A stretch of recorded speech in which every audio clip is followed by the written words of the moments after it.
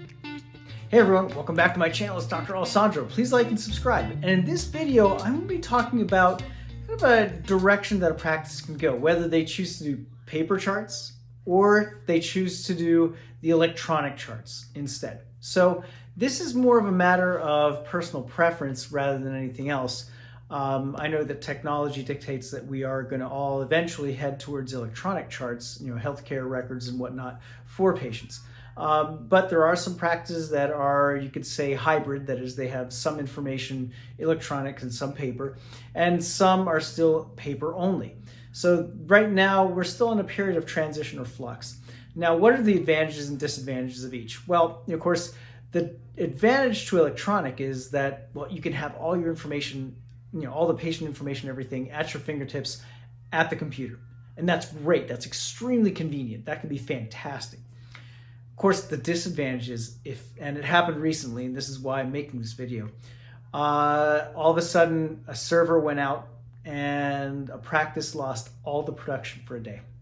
Now imagine losing $10,000, $15,000, $20,000. That's gone. That's a lot of money that just went down the toilet. So that can be a risk, and especially now, with technology hiccups or maybe unfriendly people out there trying to get into your systems and potentially wreaking some havoc. That's something that you have to be aware of and account for. So very important that, yes, while there are benefits and convenience to electronic records and going entirely digital and paper-free or extremely paperless, there are some very real risks that can cause some serious conundrums and headaches. So just be aware of that. Now, on the opposite end of the spectrum, the paper charts. So what's good about that? Well, you got everything right there in the chart, right there in that paper chart, and the handy dandy chart that you can see. This can be basically something that you can refer to very easily.